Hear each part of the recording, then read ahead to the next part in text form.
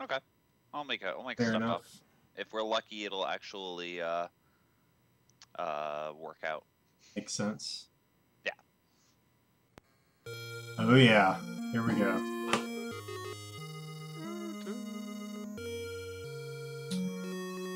All right. Well, welcome everybody to the Zelda 1 any percent no up A double elimination tournament 2015 inaugural tournament.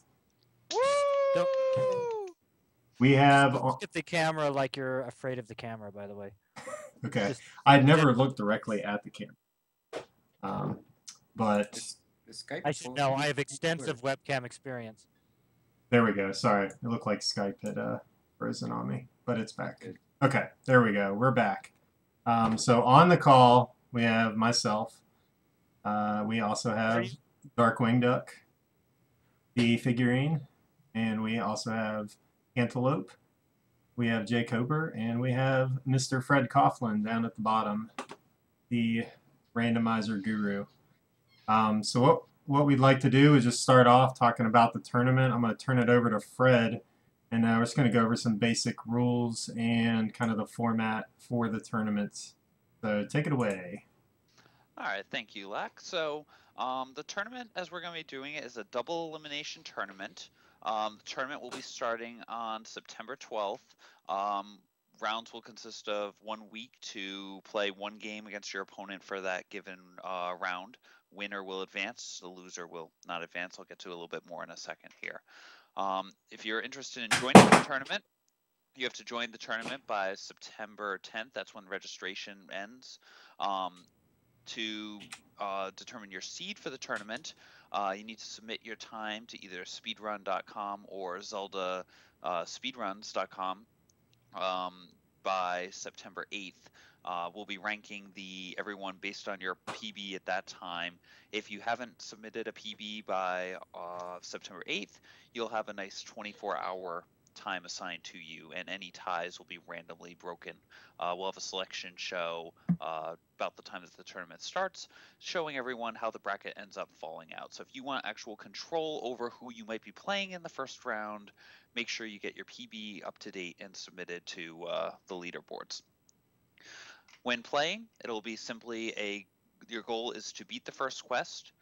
There isn't normally, in the rule book, they talk about the ability to use up A on the second controller. That is banned for this tournament. You are not allowed to hit up A to try to save warp during the tournament. There is no official penalty for death.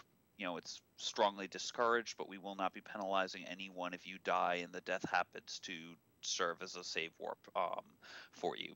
Aside from the fact that you start again with 3 hearts, so there's a little bit of a penalty there. If you are playing on a Famicom version, we'll be adding 20 seconds to the final time to make up for the text differences between the two times. Races will occur through Speedruns Live. You'll use the create a race channel with you and your opponent. You'll both join the race, and then when the go appears in the chat from the race spot, that's when you press start on the file name select. So it's not the normal timing we do, which takes 2 seconds off from control of character. It's pressing start at the menu. You can type .done in chat when you lose control of Link upon getting to Zelda. As I said earlier, you get 1 week to complete each round of the bracket. Any matches that aren't completed will be forfeited. Any extensions, if there ever is an extension needed, you can contact Lack and I before the deadline, so that way we know, that's not just oops, we forgot about it, that there's a legitimate reason for that. I think in general that's the basic rules on what's going to be going on for the tournament. It's again just playing normal up A, no up A Zelda, and trying to save Zelda before anyone else can. Okay, very good. Once the bracket's finalized, we'll do kind of like a release day, set of races. What we'll do is I'll set up a calendar. We're basically, I was inspired to do this tournament by the Super Mario World tournament that is still ongoing, but the guys who did that and put that together did a fantastic job. And so if we're copying them, that is literally because they did a good job. and that's where I got most of the ideas for this. So, so yeah, I think that's about it for the tournament, or for the tournament like logistics. And so now we're just going to go into kind of some techniques, and then I'm gonna be playing, and then I'll just have the other guys talk about what's going on in each scenario here. So the first thing we'll do is we're going to go over the three things that the three glitches that we use: the block clip, the screen scroll, and the ladder clip. Now they're kind of arranged in order of difficulty, so I'm going to do the block clip first. So I think I have a save state here. That is not it. You can still do it on that screen. I could still do it. That's true. Why don't we do that? Okay. So I'm just going to turn the volume down on the game so that you can, so that they can explain it. So someone take it away. I've talked a lot. Don't us all just start at once. Yeah, please. I think everyone expects you to start talking because you want to. The block, all these three clips are the same trick. It's just applying it differently. Are you gonna do it just based on without the buffer? It looks like Sure. Set up. Basically, you walk into a block position, which Lack has done. And then if you're facing up, you have to move one frame in a side direction, so that could be left or right. This will actually not take Link left or right. Hang on a second. Let's wait and have Lack fix the volume here. Alright, it's fixed now. Sorry. You got it. I got it. All right. So do I need to repeat the whole thing? Okay. The block Yes.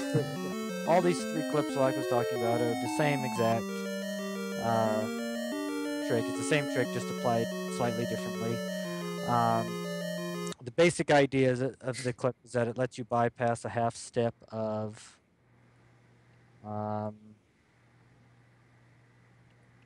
is it They're still yeah, No. they're still saying it's too loud. What's too loud? The volume of the game. Oh. I think you have Alright. to go into your volume mixer to change it. Technical difficulty. Can you still hear me okay? We're getting there. You go. So. Oh, okay. It's good now. I forget the Might chat have been delay. lag. All right. So yeah, you step into this area. You know, it basically lets you bypass a one frame transition. You know, marker or flag, if you will.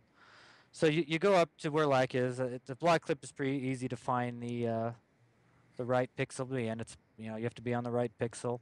Then you move one frame in a side direction from where you want to go. Since Lack was facing up, you want to move a side direction, so up or left or right. And that'll turn Link around. It won't actually move him to the side. It'll just turn him around. This is because the game is designed in a way so that it's a grid pattern, but you can move and act while not on intersections of the grid. And if you move in a side direction while not on an intersection, you want to move 90 degrees, and you're not actually on an intersection, the game will determine the closest intersection and move you down or move you to that intersection to move you in that way.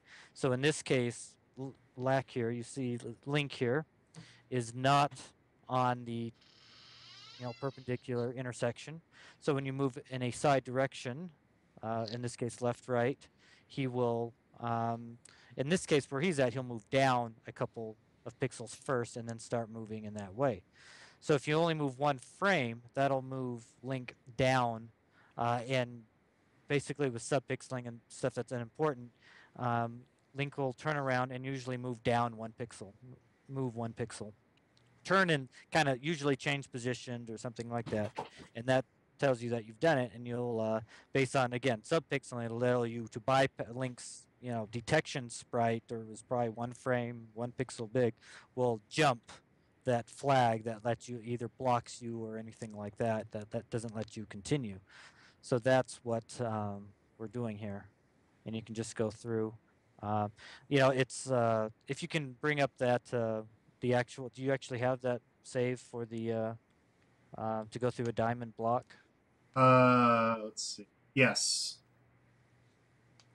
Its application for the block flip is the biggest one is in level 5. I can work to level 5. Or I can work to level 1, I guess. You could have just gone to You the can use it in demonstration. level 1. It's not quite as required, but it's a huge time saver in level 5. That's level 4.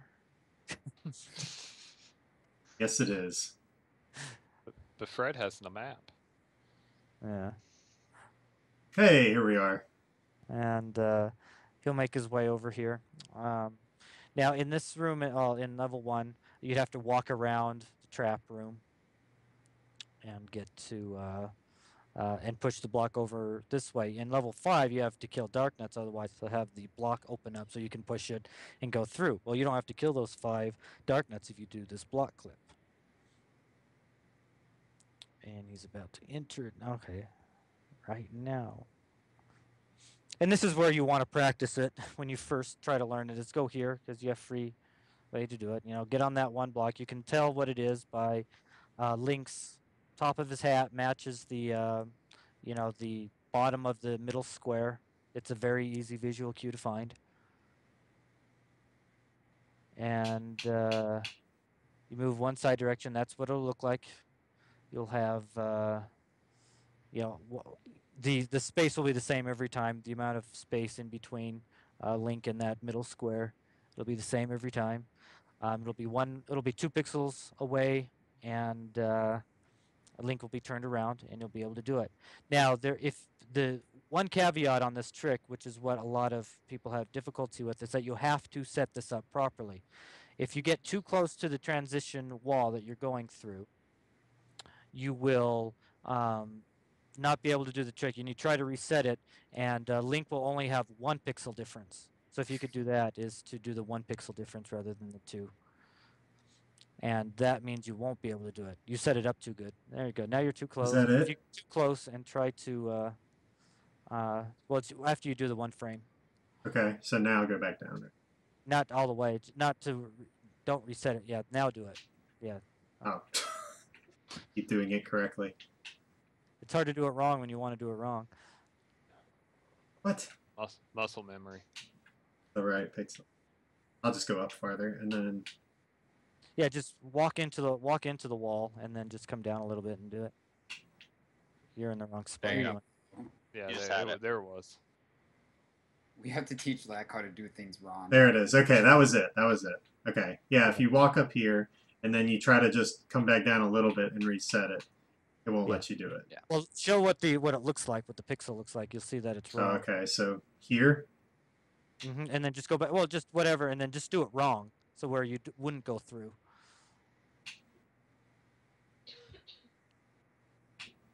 There you go. Well, you don't have to, just when he's facing down is what we want to see. We want to see that visual. Yeah, right there. See, that means you haven't done it. You're 1 pixel too close, and you won't be able to do the clip, and you'll just stop and not go through.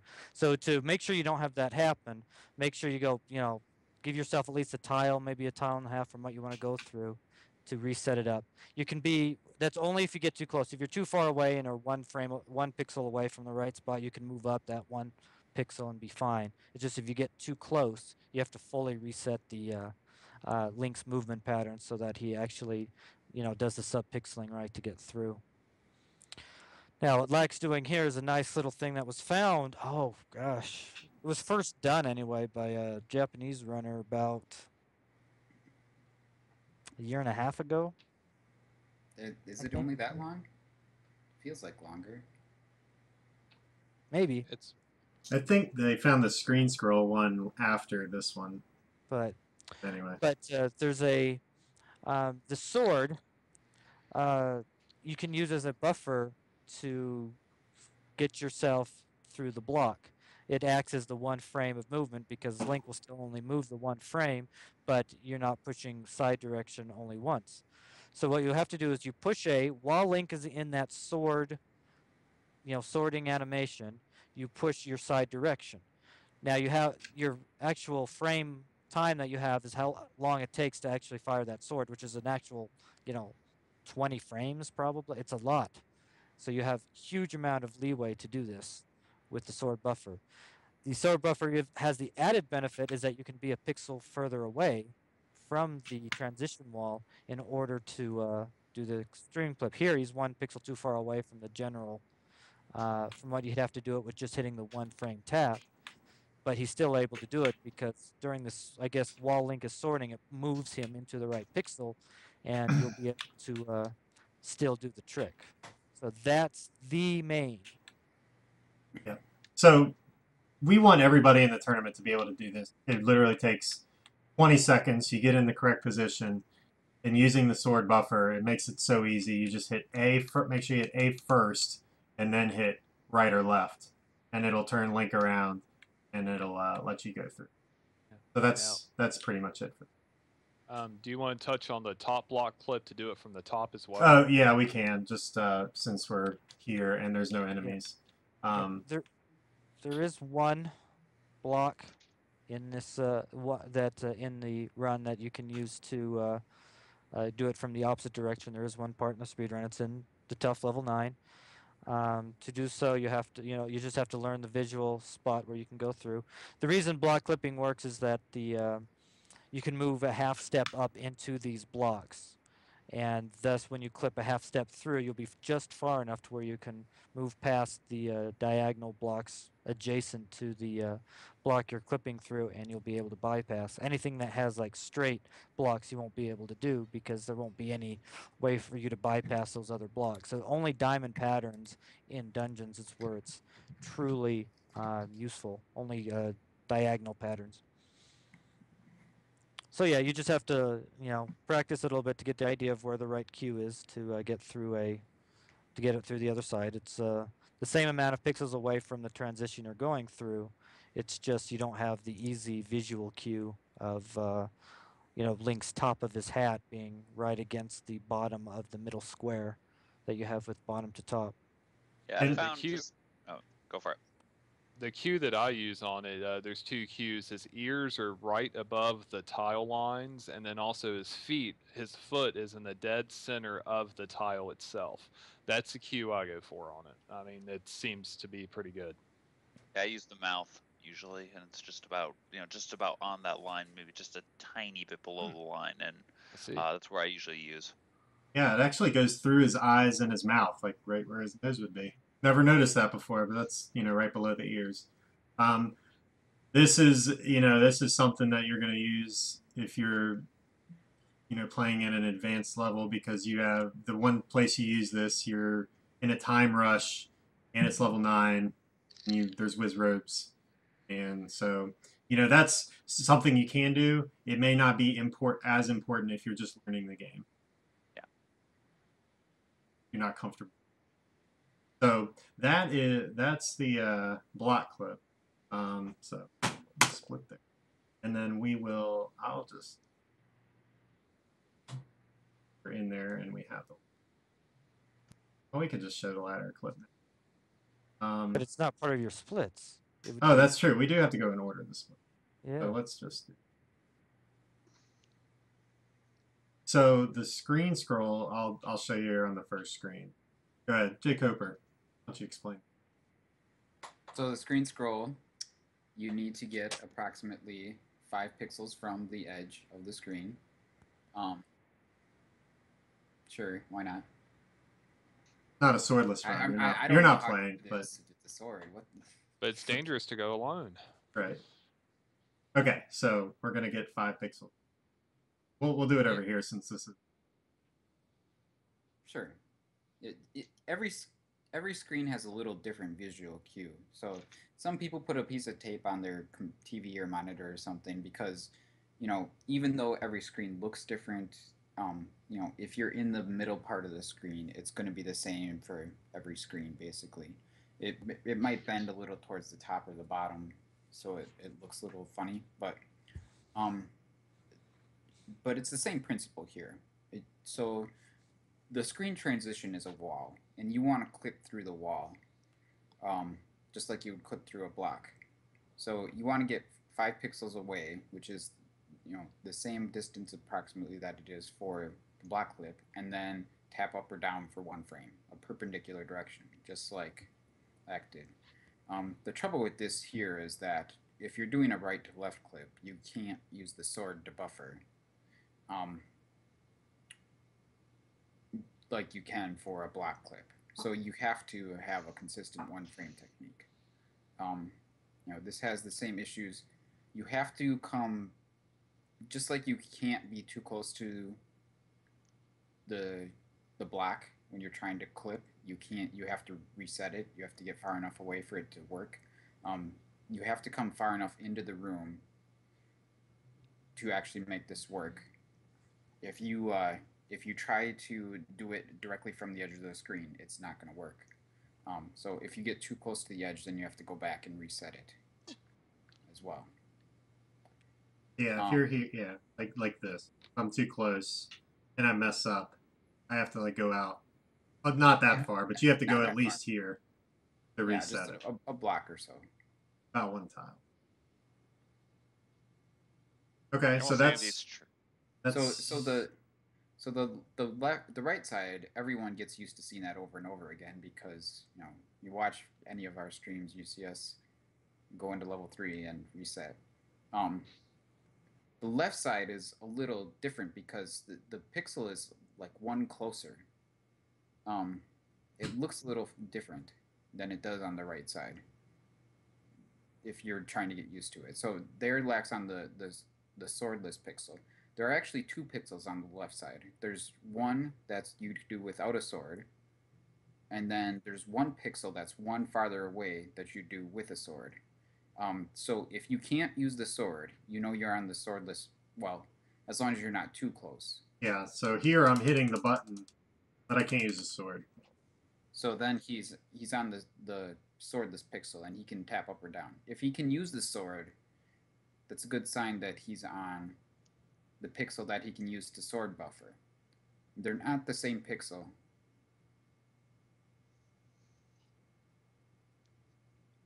Right, one's farther away. So if you can't use the sword, if you once you get like used to seeing it, then you can kind of recognize that you're on the sword pixel as opposed to the one that's closer. Yeah. Since it can be hard to make a 1 frame left-right adjustment, often the fastest thing to do, once you can get comfortable 1 frame tapping up or down, if you're going to the left side, go to the left and then evaluate which pixel you're in. And if you're close, do the 1 frame tap, and if you're 1 pixel farther away, then do the sword buffer. A lot of people just aren't comfortable 1 frame tapping and can only do the sword buffer one, but I guess that's a personal choice. There's also a pixel if you're 1 too far away from the correct pixel here, and you do the 1 frame movement, you still turn around, but you will go through the screen transition. You won't actually. So you want to make sure that you're in the correct position. If you're too close like this, you'll move forward if you tap up, even though that was too. There you go, like that. Yeah. You'll move forward 1 frame. But even so they're mentioning in the chat that it looks different. So Link has 2 different stances. He has a straight up and down stance, and he has a split leg stance. And when he has the straight up and down stance, it looks like he's closer when he's in the right spot. So yeah, right there is the correct spot for the straight up and down. And you can see how close his shield is to the edge. And when he's in the correct stance for the split-legged, his shield looks a little farther away. So you got to just kind of get used to how they look. So, I mean, these screen scrolls here, like the ones that save the most time are here at the beginning, go into 3. The one going to level 5 from the candle shop, and the Lost Woods skip. Those are really, like, even the first one, you don't really have to learn. It saves you about 20 seconds doing it this way. if you are doing the other ones, they save a lot more time. Just from doing one screen transition from from for me walking across takes like 4 or 5 seconds, but doing this, if you're not doing it consistently, then it's not worth doing the screen scroll. It's worth it to just go across the screen. So you really have to decide: is it worth walking, or is it worth trying to do the screen scroll, or is it better to just go? So people that are, if you're not comfortable with the screen scroll, don't feel like you have to include it, because you may just end up wasting more time trying to do the regular, or like the ones that just say walking across the screen, than you would if you were to just walk. I think that's it for the screen scroll. One thing we should mention there is that left to right Oh yeah. is if you're one too far away from the sword buffer, you'll sword down instead of to the side. Oh, okay. So that means you're 1 pixel too far away. Or sword up or down, depending on which direction you're pushing. I always hit up. If you're 2 pixels off, you actually keep sorting the same Oh direction. yeah, there it is. Yes, Nice. That's something I found too. Yeah. Cool. So you can. And another thing about the screen scroll, you can go through one tile wall scrolling from the right to the left-hand side, but you cannot from the left to the right side. So you can do this, but then, like Cantaloupe just mentioned, if you try to do it this way, you get stuck. Now I can't do anything. So don't mess up. Yeah, hitboxes in this game skew left, and that's kind of the reason why this happens, is that the hitboxes are really weird, and so you get yourself caught in. You can't get out while you can right to left. You can't left to right. It has to do with hitbox skewing. So if you find yourself stuck like this, and you don't have the whistle yet, I don't know what we're going to do. Get in, decide that. But if you have the recorder, you can actually blow the recorder, and it'll pick you up if you're stuck here. Anything else for the screen scroll? Oh, okay. Lit. All right, so now we'll head back here, and we can do the ladder clip. This isn't normally where you do it, but it has the same effect. You can, well, go ahead. Somebody, go ahead and explain. Okay, the ladder clip. It is used mainly in the dungeons on level 4. After you get the ladder, you go back to the fire room, you go up north 1. And in that room, it's a dark room, one of the T lava-shaped rooms. So we use the ladder clip to be able to go up straight up to the locked door. But in order to, Lack will go to the room to show us the exact room. Forgot we had that state from earlier. Mm-hmm. Okay. He'll ladder clip down first. You'll never have to ladder clip down in the run, so. Can't do it. Is it? Well, oh, that's it. There you go. Thanks. Okay. Now, if you can, tell that this is a 2-tile waterway, even though you can't really see it. Right. Now. Going to get in position real quick, like, okay, that position right there that he was just in is the wrong position. Right there, see how the top rung of the ladder, you can barely see it over his hat. That's when you're in the correct position. And from here, you must do a 1-frame tap to the left or right, perpendicular to your direction. And if you do it correctly, Link will do the 180. Just like that, and then you should be able to continue walking forward. If you fail it, you will have to go off the ladder so it disappears and go back on it to reset it. And you can do that to go over the ladder, the lava, to use your ladder twice instead of once. And this saves 2 rooms to walk through. You still need the same amount of keys and bombs to not do the ladder clip. This is the only place you use it. People can struggle with this because it's just, it's a weird room to look at in the dark, and it's a very tight window there to try to be able to see if you're in the right spot or not. And you can't use a buffer on this, so there's no buffering. So if you have to be good with your 1-frame input, so you're not going to be able to do it. Yeah, a good strategy, so you don't get go and kill all 3 of the mini gels right there, so they won't knock you around. Take all them out, and then you won't have a lot of pressure to do the clip. But make sure when you go into the room, Walk up to the ladder and drop the bomb first, and the door will blow up while you're trying to do the ladder clip. Something you don't want to do is do the clip and go all the way up, and then once you're halfway in the wall at the top, drop your bomb, because the door actually won't open. Oh yeah. I can't show that, but just Well, yeah, not now. drop it. You can drop your bomb. If you're on the ladder, you can actually drop it if you're short. You can drop it here, and it'll still open the door here. It may actually do it if you're lower, but I don't do it there. I've done it here and then try to get in position while it's blowing up. So yeah, don't do it like I'll show you what it'll look like. So if you do the clip and you're up here in the wall, if you drop your bomb, it won't open that. Probably could actually show it. As you flip into the no visual cue. I have no clue where it is. Okay, moving on. I thought that was it. Okay. It might just be because if you ladder. So that's the ladder clip. The ladder's magic. Yeah, the ladder does weird things. Okay, so that is that. Don't use it if you're not comfortable. Use it. We didn't talk about the one on the water outside, but we can do that later. Oh, that's true. We'll show that when we get there. There are side ladder clips also. Okay, so I think we'll go into our routes now. So those are basically the three main things that we wanted to cover, just to kind of give you a crash course if you're new to this game. Maybe just a different set of eyes if you're not new to this.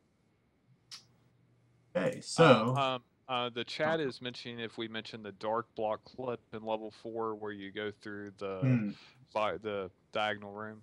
Since we're here, might as well check it out. Oh, hey. Oh yeah, I loaded this thing. I don't know why I went this way, because now I gotta kill all these guys. Oh no, just I don't. Die. Yeah. Could just up aid. I could have. Oh wait, it's no up A. No up A, right? Yeah, no up A. Well, it's just down one room anyway. At this point. Yeah. I might die anyway. This room he's in is a diagonal block room. It's you can see it in a lot. There's a lot of dungeons that have it. It's very common. You should just die in that room to show everyone what it looks like if they're not. Oh, okay. Yeah. So it's that room. And you have to walk down to the bottom to go back up top, and we want to avoid that and save, I don't know, 3 seconds. So it's not this huge. The best part about it is that you get to skip most of the vires. They're usually out of the way when you do the block clip properly. And so yeah, you line yourself up on the right. I don't know if you've got your mouse. You can point at the little line in the wall. That's what you can line yourself up. It's that line right above Link's sword there. Yeah, and just do your. You got 2 pixels you can do it from, and just do your side movement, and you go right through. So when I first started, and we weren't, there was no screen scrolling back then. This room was annoying because vires would get in the way a lot. With this clip, most of the time they're out of the way. You just go through. There's no problem. So not only is it time saving, it's usually a bit more convenient. Makes the room a little easier. You just have to learn the clip. Yep, and you'll get a feel for it. I mean, you could just practice walking up and down here, and you'll get it. Learn that timing, muscle memory. That will save you. Any of the blocks that that would save your time, but that's the simplest one. Okay. When I started, I did it on the second block, not the top right block, and moved to the top right block later, especially with the sword buffer. Okay. All right, very good. So we are out of the techniques, and so now there's a few. I mean, there's many different routes you could take. We're going to go over 3 that are used in speedruns now. There are more, but we're just going to go over the 3 basic ones. So if you're brand new to this game, a number of people have worked on this run, but we're going to use the run that J. Coper made a guide for this, and I can link. We're using this website that Adiginos made, that I'll link in the chat here, and he's done an excellent job. That's the website, but this is the blue ring route that we're using. So I'm going to try to bring it up here on screen so we can see it. And I think what we're going to do is we're going to go through the beginning of the blue ring route, and then when it converges with the regular route, then we'll just go back and do the other route. So let me bring that up here. Yeah, all the routes come together at one point, pretty much.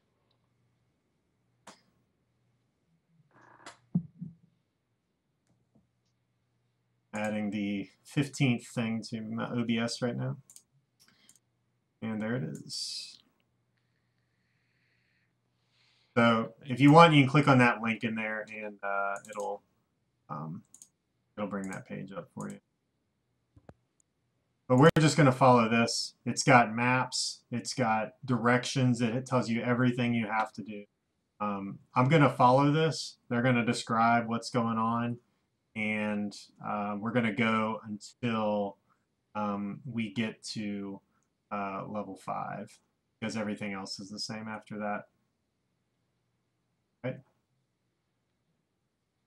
Well, it depends if you do 2 or 5 first, but yes. Well, for the beginner route, you're doing 2 first.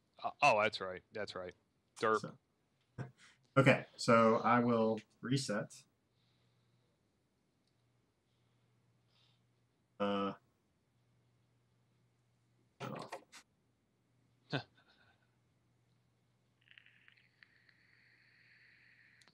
habit of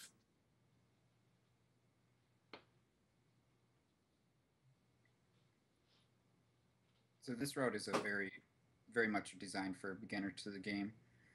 If you're doing speedruns of the hard route, you're going to be resetting a lot, and it's not anything that's necessarily going to say that you're a bad player, because we all reset there a lot. And if you want to actually finish the game, get practice at the later game, and things like that, this is a good way to start out. It's a choice that you can make, whether, which way you want to go. But there's a number of safety factors in this route that help to make the early game especially a lot easier than it is in the hard route. There's no real screen scrolling required. You don't have to kill Darknuts with the wood sword to try to get bombs right away. So the fighting is a lot less challenging in the beginning. Basically, we're coming to level 2 first, both because it's on the way to the white sword and because it's really easy to fill up your bombs in this dungeon, and then we don't have to worry about that too much. Did you pause or something?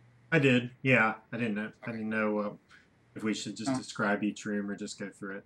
No, I think you should just go through it here mostly. Okay. Like, all he's gonna do is go through and pick up some keys from these various rooms. If you read the guide itself, it tells you which rooms you need to kill everything in full.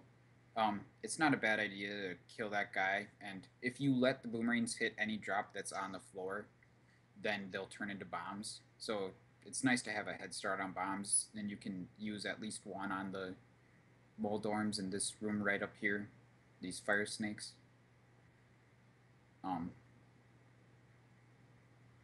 Yeah, Lack is probably going to force a bomb here. You don't have to worry too much about forcing one.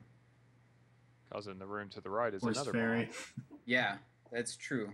If you really want to, if you don't have any bombs there, you can always walk over to the right here, and grab the bomb that's on the floor. Yep, don't have to kill any enemies. If you run out of bombs or you haven't gotten them yet, they're just sitting there. So you can take them. It doesn't take a key. It only takes a few seconds. Right. Definitely not necessary either, but doesn't hurt if that's what you want to do. For this route, picking up a lot of money in this dungeon isn't important. There are some routes where you'd want to, try to get at least 20 rupees or something from this. But you need to pick up a few rupees in this route, but just very few. Darkwing, talk about Dodongo. How do we kill Dodongo? We killed Dodongo by taking advantage of his dislikes. Hmm. He dislikes smoke. Yes. And the best way to kill him is on the side.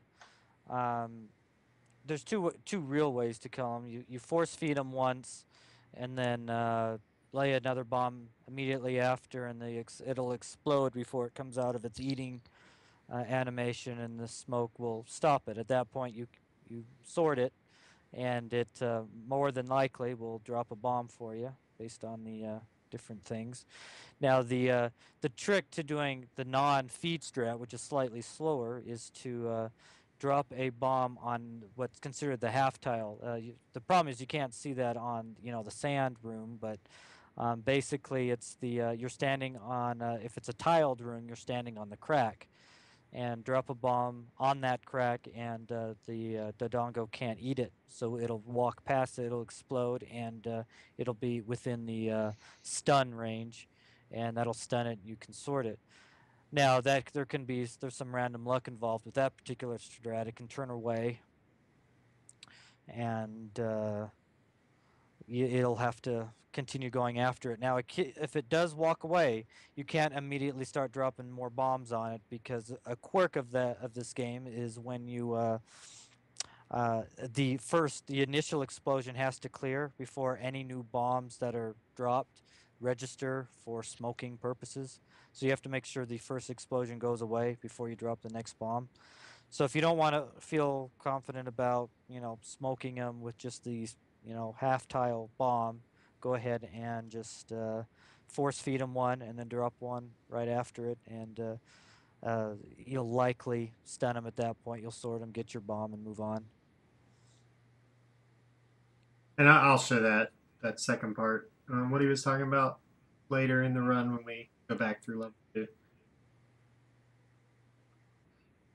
So now the next part of the route is to get your 5th heart and get a bunch of money. Because in this route, don't you buy the blue ring in this route? Hey, Cooper. Yeah. Okay. That's definitely what we're doing here. We're gonna get a bunch of letter secrets. Yeah, you can certainly get the letter. It's optional. This route naturally picks up a potion, so you'll have one to use. If you want more than one potion, then especially like a potion for the earlier levels,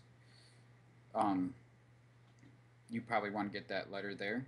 But as soon as you get comfortable with only having one potion, then skip the letter and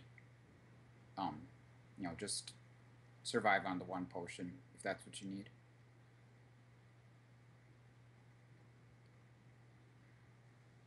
And you can kind of evaluate how you're going here. Once you've run this route a few times, you'll know how much money you need by certain points, and you can maybe skip one of the 30 secrets or whatever.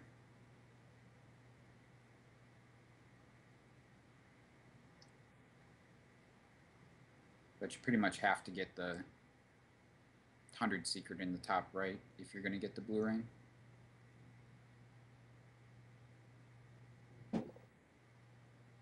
So I'm intentionally not using any screen scrolls or any of those tricks we just went over. I probably should have got that, but just to show like this is how it can be done. You can walk across, or you can go back and forth. Lost Hills works like that. And so now we're gonna go get the white sword. You need 5 hearts. Oh, yeah. So see, that guy's in the way, the Lionel, and it's kind of dangerous for us to go that way, even though he walked all the way around. But you can just leave that room and come back, and now he spawns closer to you, but definitely out of the way. So we had to get 5 hearts to get the white sword, and that's what he means by master using it. Apparently, beating one dungeon and getting a heart means we mastered our sword. So now our sword does 2 damage instead of just 1.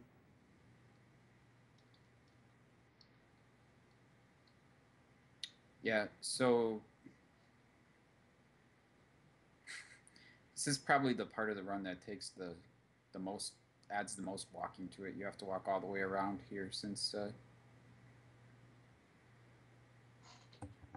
there's really no fast way if we're not allowing up and A. There's a 30 secret right there that Oh yeah, let's get is it. in the route. You're probably not going to need it though. Select is not enabled in this run. I thought you were about to bomb it.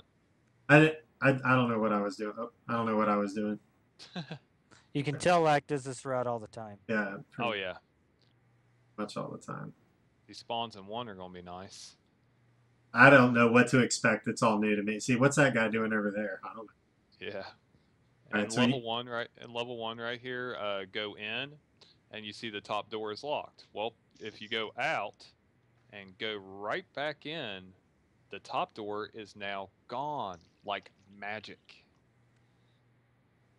Yeah, and so what it does is it thinks you entered the dungeon, that top room from the top. So it says, oh, well, it must be unlocked because you came through that door. So it works in randomizer the same way, left and right. It just only works like this in any route because the dungeons are configured. Yeah, first or second quest, it's the only spawn in the game that works. Yep. It would technically work in 6, but you can't come to the dungeon in 6 from the right-hand side, from the left-hand side. Well, if you could somehow glitch and get the Triforce, then you could whistle yourself back there and it would unlock the door. Yeah. Oh, there you go. I tried to walk up through the ladder. Don't have the ladder yet. You'll do it here too, though. I have this all-powerful sword. And also, one thing, manipulating your drops, by the way. I'll touch on that briefly for those who aren't too familiar with the process. If you gotta do this without getting hit. There's 2 drop tables. We'll touch on the consecutive. If you go through 9 enemies without getting hit, the 10th enemy you kill with your sword would be a 5 rupee. Now, if you kill that 10th enemy with a bomb, you will get a bomb drop. And remember, you cannot get hit or your count resets back to 0. So basically, you don't want to get hit when trying to get a bomb drop. And any enemy, even like for example, Stalfos, they cannot drop bombs unless you force a bomb off them. So that's one thing to remember, especially in the first dungeon. If you need bombs, there's a group of Stalfos right there where you bomb open the door. If you're on 8 or 9, set a bomb there. You can blow open the door, kill a couple Stalfos, and then you get a bomb drop as well. I'm gonna get the boomerang, even though it's not in the route. The boomerang stuns enemies that aren't wizrobes, or there's a few enemies it stuns and a few it doesn't. It can also pick up items. So if you want to get it, you can kill those 3 gorillas there and pick it up. Aqua Menace, you just want to walk through the room like this and that way. Or if you have Beam Sword, you can stand over here and at him. Yeah, but the first hit is free on Aqua Menace, basically. He won't hit you with his first set of fireballs ever if you walk along the bottom there, as long as you do it cleanly. Okay. I think we really need to talk about the consecutive more when we get into level 4 in the world record route, because that's where it gets messed up a lot. Keep in mind when you're talking about the consecutive drop counter is that there are lots of exceptions. Yes. Exceptions to all that. So there'll be times where you think you're exactly at the right count and you won't get what you expect. Usually that means an exception has occurred. So don't consider it improper advice. Just consider an exception probably happened if you didn't know it already. We're still learning new things all the time on, oh, that didn't do it. Oh, that added to the consecutive, or that added to, or something like that.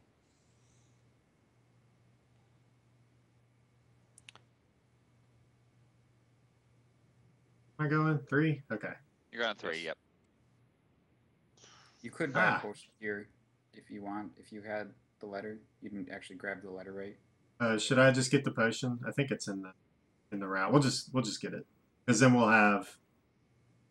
It says it's optional. Yeah, so you can show the letter to this You've old got lady. more than enough money. At this point, you need 150 rupees, and you've got 222. So you probably could have skipped 230 secrets with all the extra money you got back there. Yeah. So yeah, we'll head to level 3. I'm gonna take my potion off so I don't use it.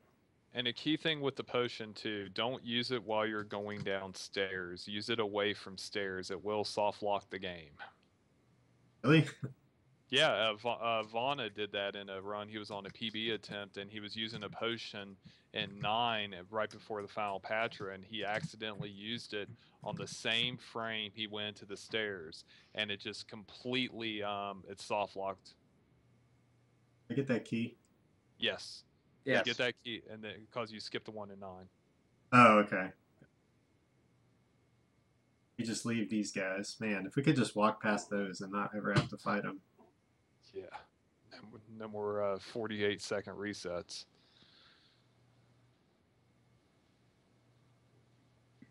So this is the same route you would take in the world record route.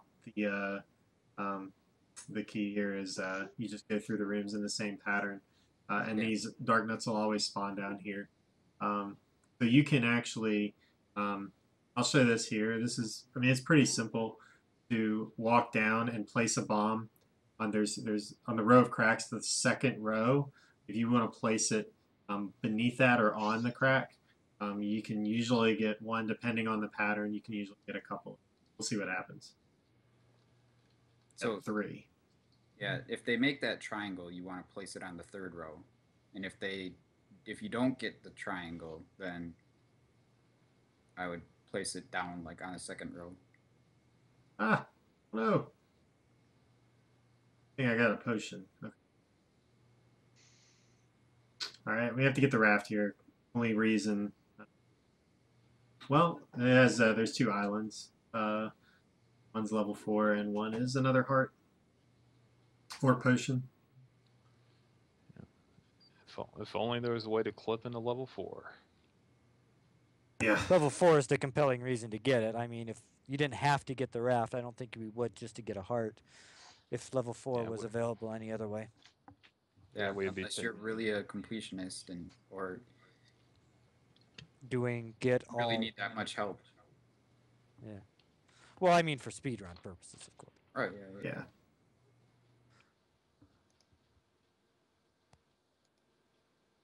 The Manhandla, this is probably the toughest boss of the game, just because the movements are random. And so when you move through the dungeon in the route that I went, Manhandla spawns in the top left. There is an exception, but most of the time we'll spawn up here. And so what you want to do is you want to place the bomb so that, I mean, really you just want to kill Manhandla. If you get a bomb drop from Manhandla, that's great, but killing him is the #1 thing. If you take off the claws, his speed increases, and it just gets really tough. The white sword may be able to kill him with the sword, but it's just very, very difficult. So what I'm going to do is I'm going to walk up a half tile and walk to the right and kind of place it where he's at, like just, so we'll see if I can do it. So I got a good pattern there. He walked directly into it. And I did not get a heart or a bomb drop there because it killed him in 1 hit. If the bomb knocks off some of his claws and then he moves into the explosion, then it will count as like towards the consecutive counter, and then it'll drop a bomb as a force. So that's, I guess, unluckily, I did not kill him in. Basically, if we call it kind of a rolling kill, if he kind of rolls into the bomb, you'll hear death sounds like every frame. It'll be that means he's taking consecutive hits, per frame essentially. So that adds up to 10 very quickly. And each, like the center section and the 4 arms, each count toward a consecutive kill. But And if all four go at, all five essentially go at the same time, that'll add 5. But if you add 2, if you kill any one of the sides, the middle doesn't count anymore. And so you have to get each side, and that's where the consecutive thing comes in. So a perfect kill, like what Lack did, is oftentimes not what you want, because that's not enough for a forced bomb drop. And most of the time you'll bomb, even in casual play, you'll end up bombing Manhandla because it's the easiest way, and you'll get a bomb. So most people expect a bomb. In the speed run, we expect a bomb, and we don't like it when we don't get it. We expect it, and if we don't get it, we have to go through hoops to get bombs later. Yeah. So Same something route. important to emphasize about the beginning of 4 here is that you definitely want to make sure that you have at least 2 bombs in 4 until you get to the end of it. So do not enter level 4 basically if you do not have any bombs, because it's not going to turn out well for you. The only way you could get through if you don't have any bombs is to kill a Manhandla without bombs. So Good luck. yeah. And make sure you have bombs. Yeah. You have 8 keys already too in this route. That's something. Yeah, we went through all the big key gathering levels already, pretty much. One thing to keep in mind too, if you do run out of bombs, on the overworld, pretty much most of the time, blue enemies are the ones that tend to drop. I mean, you can look at the drop tables, but if you don't want to look at the drop tables, and remember, on the overworld, the blue enemies tend to be the bomb droppers. On the when you're in dungeons, the orange dark nuts, the orange moblins, the orange gorillas, the orange wizrobes are the ones who potentially can drop bombs. They're in the bomb group, so good thing to keep in mind in terms of what colors to actually hunt for when you're trying to scramble for a bomb. Well. Yeah, Gib does, that's right. I knew I forgot one. Yeah, somebody can link that drop table. It shows that all the enemies that, oh, I'm going the wrong way. I guess I'll do it anyway, even though what you would do is go around, because I don't want to waste a key. So pretend that I walked from the left. Okay, here we go.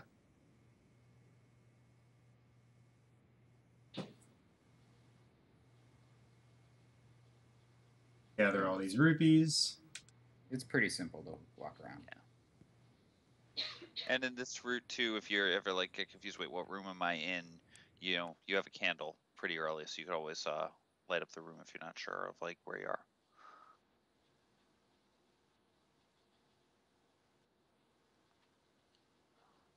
Be careful against Gleok here.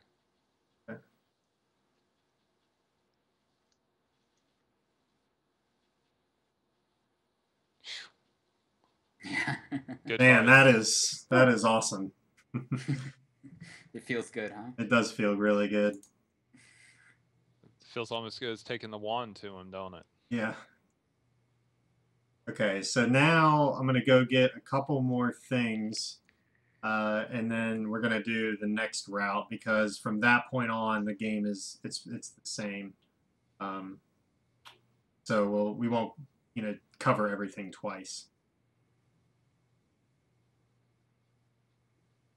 I have one more bomb. I don't think I need any more. Oh wait, yeah, I need. You need one more. And I But have what one you'll more. do is you'll get the heart on the south coast with the last bomb you have here. See, it worked out just the way I thought it would. Okay. You go straight across. You want to be up on the. Oh, I gotta get the 100 You'll get secret. the 100 secret. And go down to the coast.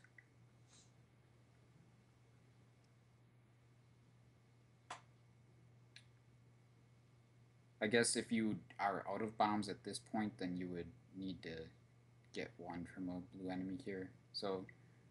Yeah, and there's a lot of blue enemies on these screens too, even up and around as well. So you have a good chance to get a bomb drop in these few screens. Can't walk. There's a rupee in there. Yeah, there is. Yeah, I would just danced around it.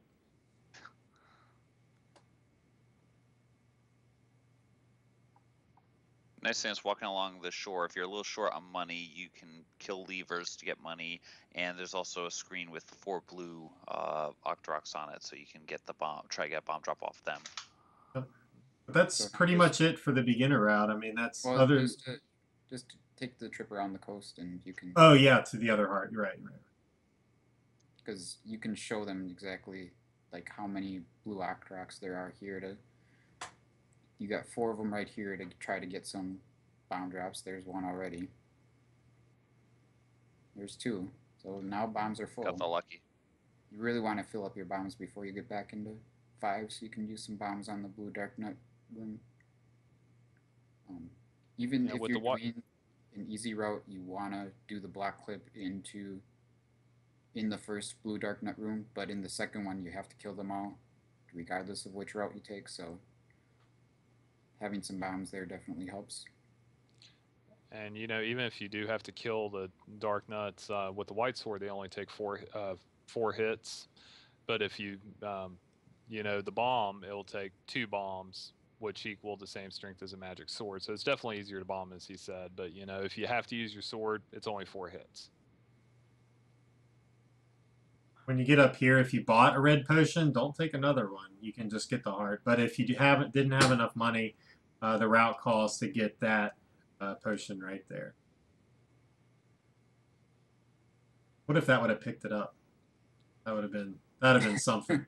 The boomerang would be viable again. Okay. I think, is that it? Yeah, from here you're just gonna walk up to 5.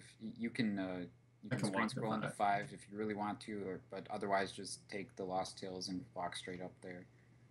And so killing all these blue guys, like they said, give you bomb drop chance.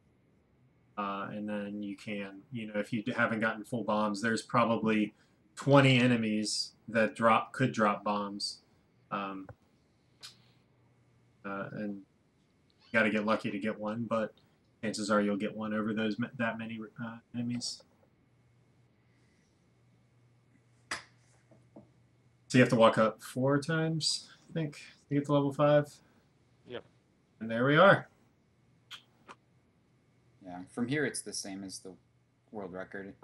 The one thing that's mainly different here, most of the time you're gonna have 8 bombs here more often than not. So there's a free bomb drop from the Gibdo in the room after you bomb up here. You can skip those and get those on the way back after using some on the Blue Darkness.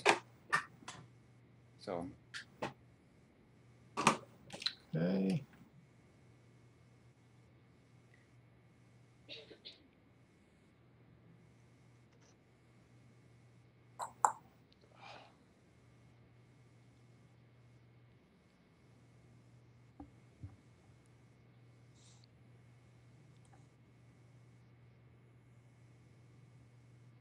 So you have Red Candle next. Are you actually planning on running a Red Candle route, or? Can we just go over it?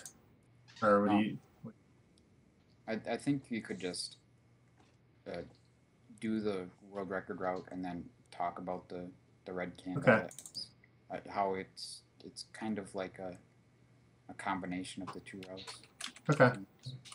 Keep in mind with the newer routes that with the more beginner routes is that optimally you're losing. If I were to make an estimate, somewhere in the 2.5 3 minute range, losing some route. So it's not a tremendous time loss doing these routes. That's also easier. So it's easier to get, say, a 38-minute time with the beginner route than it is with the level 3 route, even though level 3 route you're going to save 2-3 minutes over the course of a run. All right, so let's go. We'll talk about the Red Candle when we get there. Okay. All right, I think we're ready. So now we'll use all of the things that I would use in a normal run. For me, I'd use the screen scrolls and the block clips to go around, just so that all the spawns are all in the same place. Stuff like that. Now, thanks to Fred, should be able to. With no music. No music. It's got to deal with its different sprites in the shops and a couple of different text things. Nothing too big. Yeah. So yeah, just the awkward silence during the, during the overworld. But the first thing you do, 2 screen scrolls to the left, go into level 3. The key to this route is the opening bomb drop. You always want to set up to give yourself an opportunity to get a bomb drop. If you don't want to screen scroll here, you'll kill a blue Octorok on the way to level 3. Since we skipped that with screen scrolling, we're going after this first opportunity at a bomb drop, which are these dark nuts. Now, when you start open a new game, the bomb dropping enemy groups drop a bomb on kill 1.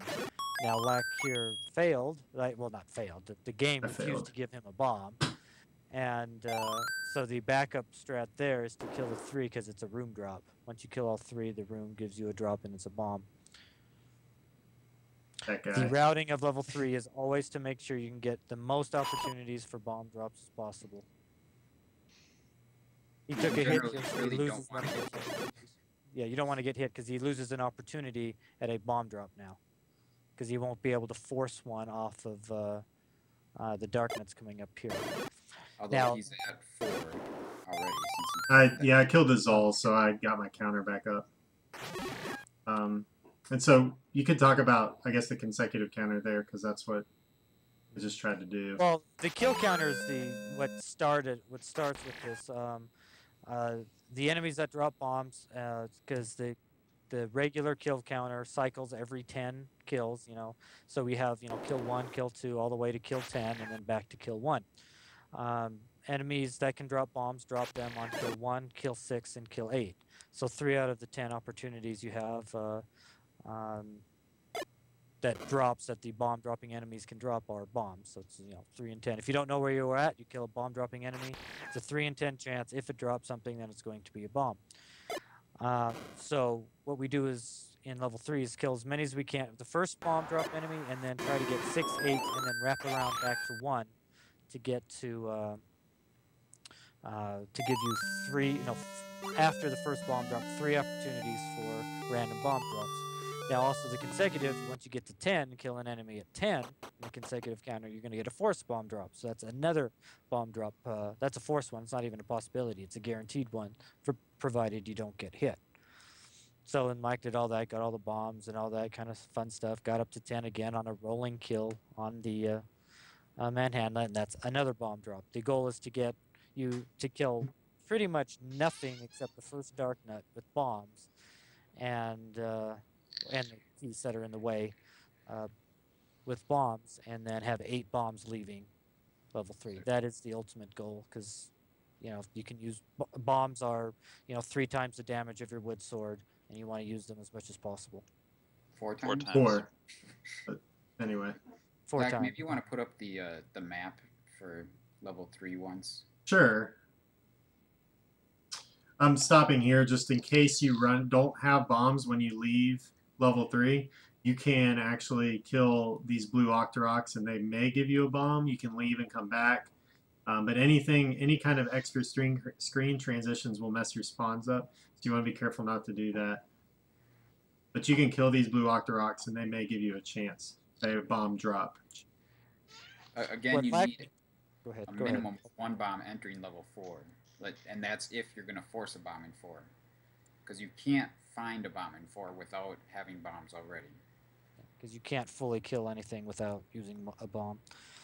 What Lack meant by spawns is that in this game runs on counters, and how enemies spawn is no exception. The game has a certain amount spawn numbers. Once you enter a room, the game checks where it is in the spawn counter, sees it's whatever number spawn it's at, and then spawns the enemies in a room accordingly. And it does it every time you enter a room. There's some exceptions again, but we won't get too much into that. So whenever the game needs to load a new spawn room, it increments 1 on the spawn counter. And I don't know the exact when it wraps around and that kind of thing. And some rooms have the same spawn on different counters and things like that. So if you deviate from your pattern, you're going to change the spawn numbers up, and so you're going to get different spawns, and it'll make the game harder for you because you don't know what you're coming into. When you know exactly how enemies are going to spawn when you enter that room, the game becomes much easier. So that's why you want to make extraneous room movements, that kind of thing, because you'll get different spawns. What I wanted to do here for a second is talk about what you could do if you run out of bombs in 3. Should I bring up a different map here? You could bring up the... I'll bring up this map. Yeah.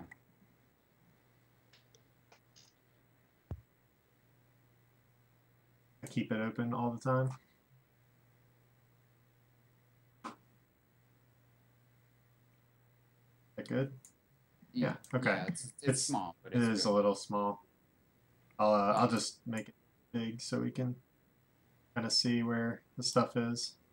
Yeah, so you can see the bombs on the floor in this level, and those are the rooms where you can get a bomb drop. Maybe you should link these maps here. Just people have them. Yeah, nesmaps.com, great resource. There's a lot of different games on there. This is one of the better ones, I think.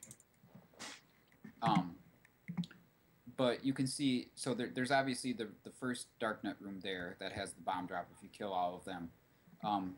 If you ran out of bombs in the 5 Darknet room to the left, and you need more, you want more, you can always go up 1 and then right 1, kill those 5 keys to get another bomb. And if you kill everything in the raft room, they all give a bomb as well. Though, you know, you're usually not going to end up killing everything in the raft room unless, you know, it'd be a pretty rare scenario where that happens. Something to note about the raft room is that you generally don't want to kill everything in the raft room before you go down to get the raft, because it's going to give you a different manhandler spawn, and having them in the top left corner is generally a much easier thing. You'll see after you get in a few attempts, you can get a good rhythm for killing them from the top left corner, but if you have the blank raft room, your spawn cycle will be different, and he'll be over on the right side, and so you'll have to cross the room to try to kill him. You need a telestrator. Wow. I know. I was just trying to draw something on, but it didn't work. So yeah, there's 3 or 2 bomb drops that normally you don't get, but you can get kill all the enemies. Oh, you don't have mouse cursor for stream, by the way. I know. I just it says capture mouse cursor enabled, but I don't know. Oh well. All right, moving on. So those are some options. You can kill these blue Octoroks. The last screen had blue Moblins and blue Octorok also killed. There I use the sword buffer technique to screen control. At this point, this is when I take a break. I get a sip of my water. Check out chat, because all you do is hold up even into this room. So it's a nice like 15-second break after you finally get a run. I mentioned in the tutorial that you always want to be on the same, in my tutorial all those years ago, you want to be on the line of the actual dock that you're going straight into, because it doesn't matter how any Zol or any Zola spawns, you'll be able to go through and never get hit. If you're even on a half tile away and it spawns one above the dock, you'll get hit by it. If you just go straight, even if no matter where the Zola spawns or what the red Octorok does, so long as you go straight up and are on that direct line, you'll never get hit. So their Vires split into 2 keys, and I actually killed 3 of the 4 keys that came out, and I killed 3 in there, so I know I'm at 6 on the kill counter.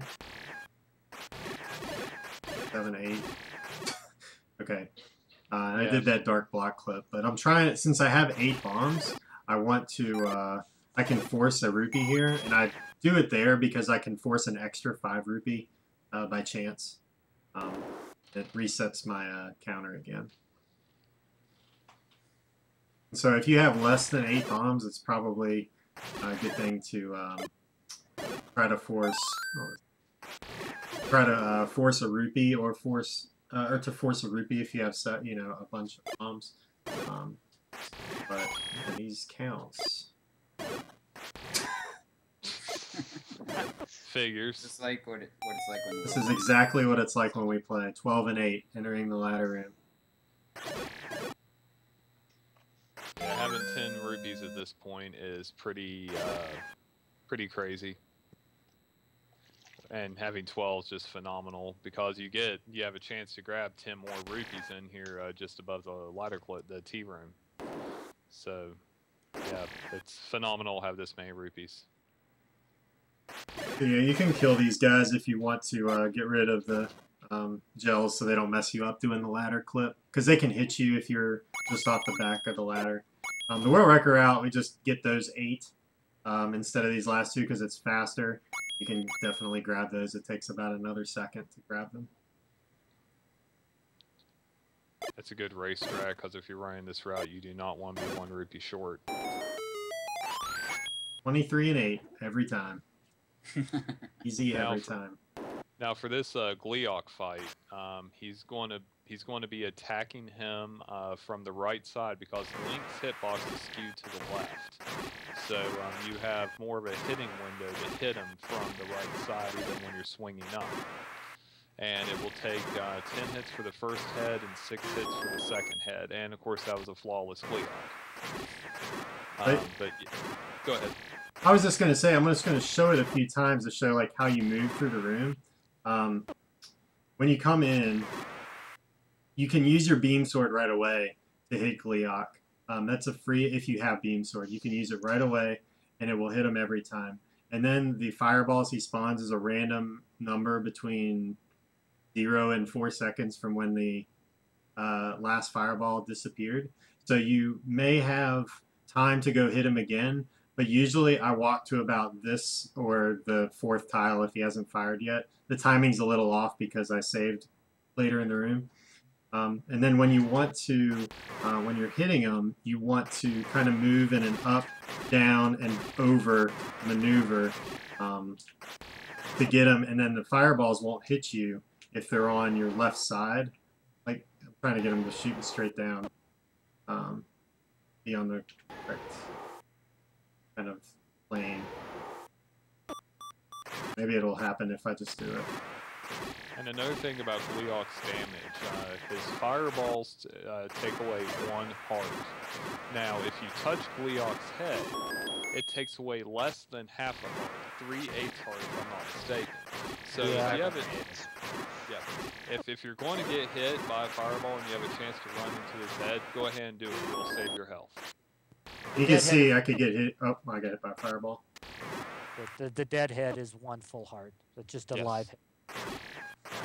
Programming error, out of bounds error results in a 3/8 damage for those green heads. One more time. Also, his body does 1 damage, so you don't want to like tank stuff at his body. Yeah, you don't want to be behind him. Yeah, only the bottom half of his body. The top half actually has no hitbox. Yeah, you can. Can't do it in that room too well. Yeah, it's not. You know, you can just sit back here. You could hit him if you want. Still get hit by fireballs. Yeah, you just get lit up by the fireballs. It's not as nice in the randomizer run where you can just run behind him and get out. Mm-hmm. Yeah. All right, 23 and 8, leaving 4. Wow. What a feeling. You should assume this is going to happen every time. Yes. Yes. Usually your count is probably going to be 10 and 1 if you're lucky. If you're really lucky, 15 and 1. You may have gotten a force. So we actually engineered the route recently to go this way. It gives different spawns. 1, but I prefer it this way. These levers get in your way, but there is a chance they could randomly drop 2 fairies, but they could also drop 2 or a 5 rupee. Yeah, we did that because I was at 14 on the consecutive. Yeah, most likelihood you took damage at Gleeok. Yeah. Yeah. So we do the in and out thing at 1, and then it's the same route through 1. So an interesting thing. Hopefully this guy will show it. He didn't. That Stalfos, you can actually pickpocket him and take the key without killing him. It's the fastest way, but it doesn't always happen. So I don't even know what my count is at, just because of these absurd rupee and bomb counts. I'm not really concerned. Yeah, a lot of times you're going to have one bomb leaving the board. You generally want to make sure that you always have one bomb coming out of the board. And then, if you do have one bomb, what you want to do is, kind of remember how you finished the Gliok fight. If you killed, you're probably going to take some damage during Gliok, but if you killed the second head without getting hit during the second head part, then you're at 2 on the consecutive counter. If you got hit while killing the second head, then you're only at 1 killing it. And what you want to do is get up to 8 or 9 on the consecutive counter, and then when you bomb that door in the Stalfos room, you can bomb for your 10th kill at the same time and get a bomb drop there. This run here that Lack's doing is not a very typical run. Maybe we should just waste some bombs to get back down to normal. You can't be at 0 leaving the Gliok fight, by the way, if you get hit by a stray fireball after you've killed it. Sure.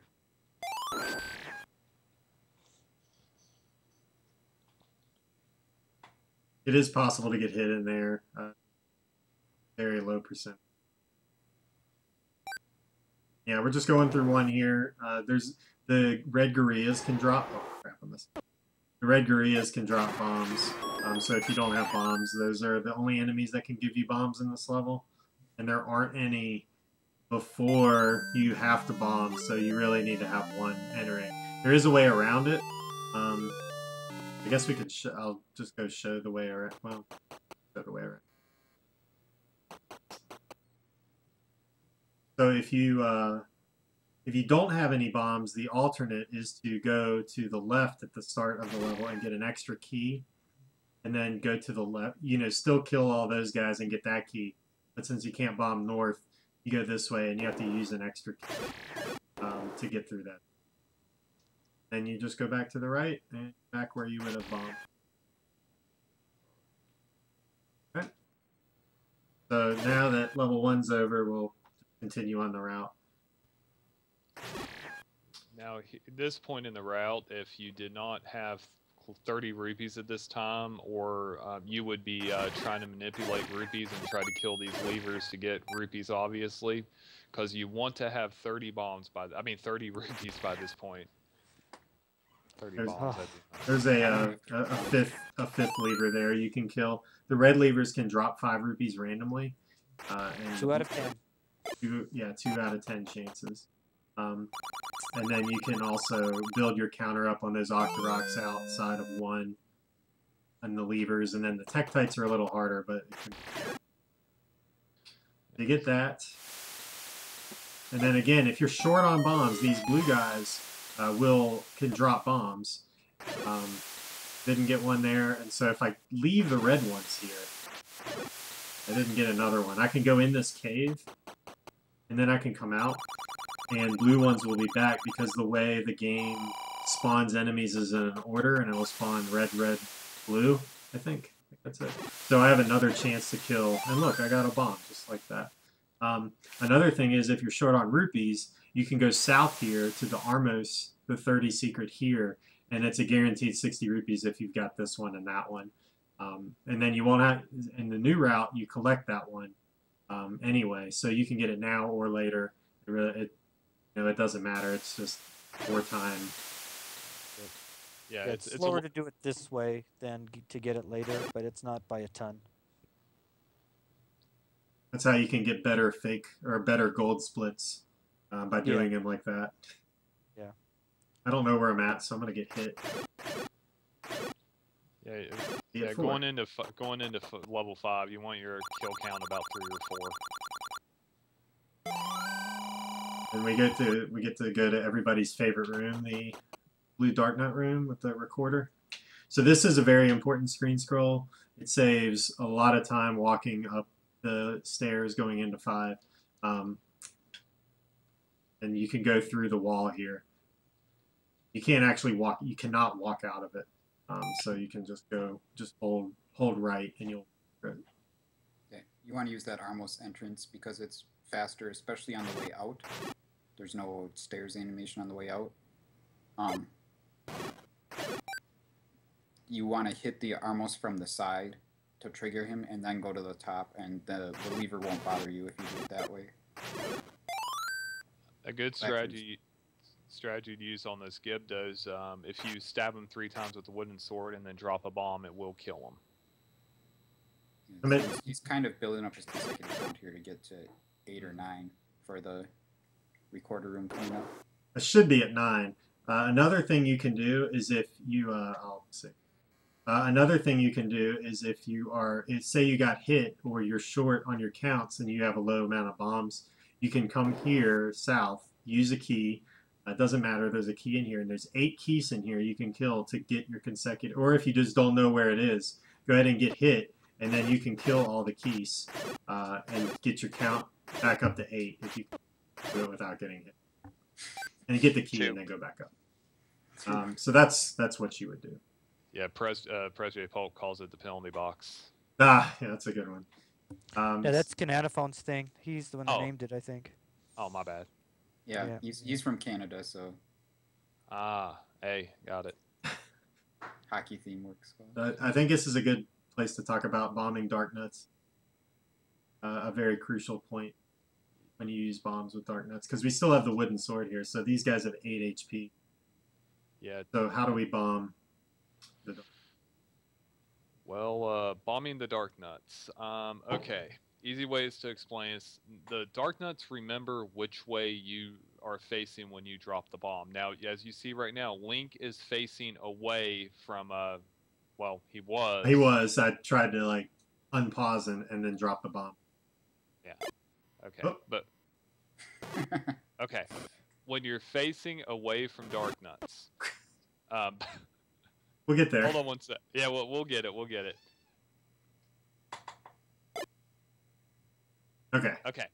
Link is facing away from the dark nuts. So any dark nut, now those 2 dark nuts behind the bomb, it will hit both of them. Here's the reason why.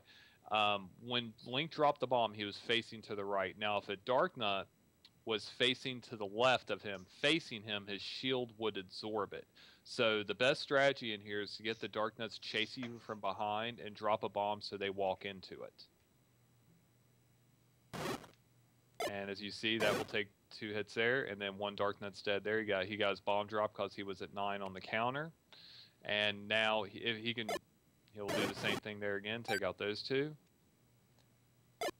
Try to manipulate him. He should get, nope, didn't get 1 there.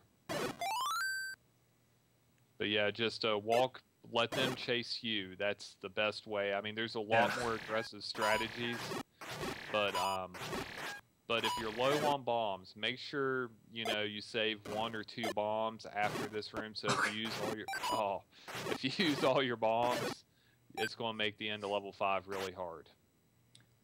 A thing that I look for in the dark nut room is either find one where they're all in the same line, and then try to get in the middle of them, and then they'll come at you from either way, or both directions at the same time. Or if they are walking, if one is walking up or down, and one's walking left or right, kind of find where their intersecting lines are and go to that point, and they'll come together, and you can drop a bomb as they come together. Now another. Go ahead. No, you go ahead, man. I'm done. Go ahead. Oh, well, no, Lacko was talking about this strat a while back, clipping into the middle block there, and bombing them and hitting them safely if you're low on health and want to survive. Yeah, it's an emergency strat. Yeah, of course, you'll come off that block and push any direction too much, except for up. You can push up as much as you want, but left, right, or down, and you'll come right off there if you push it more than 4 pixels worth.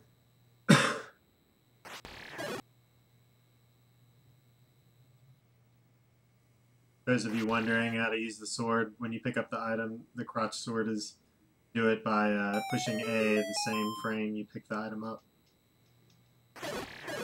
If it hits enemy, it'll up your kill counter.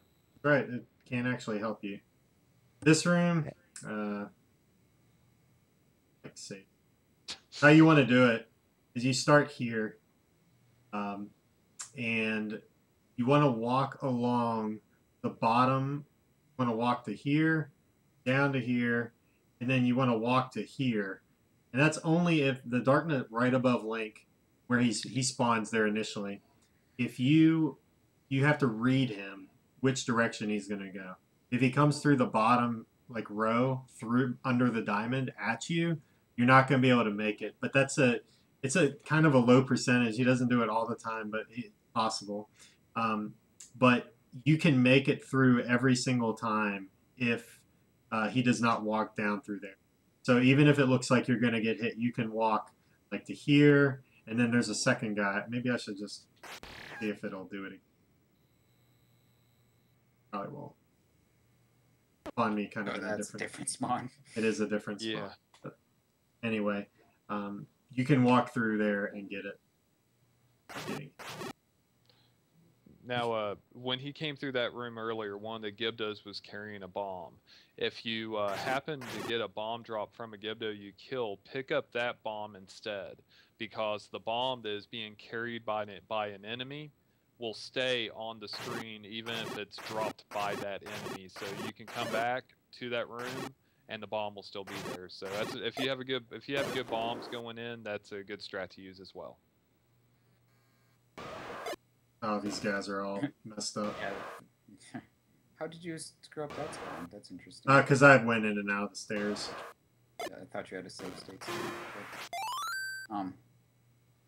Yeah, generally there's a strat there where you just walk up and you place the bomb at. Why don't you just stand where you place the bomb usually?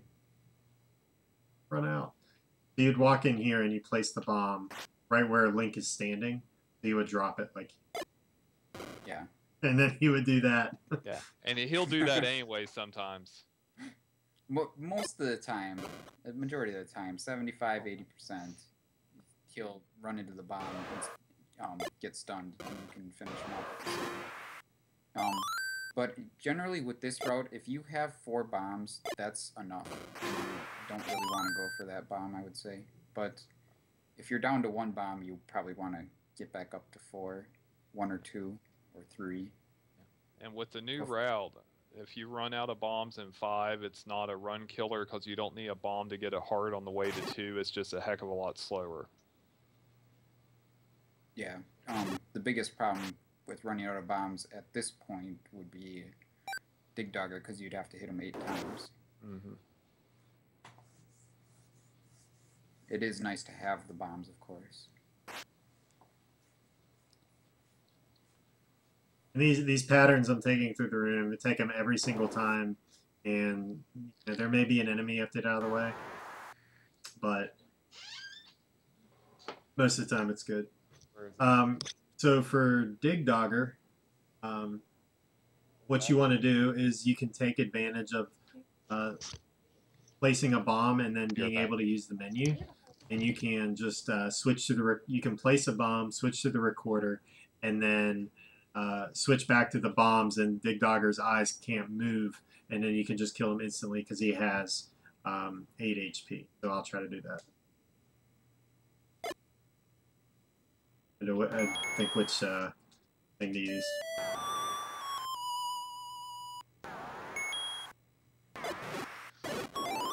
And I like to switch back to the recorder after the level's over, since I have to use it anyway, first out. Right out of the dungeon, because if you don't and you accidentally use a bomb, then that could be a problem later.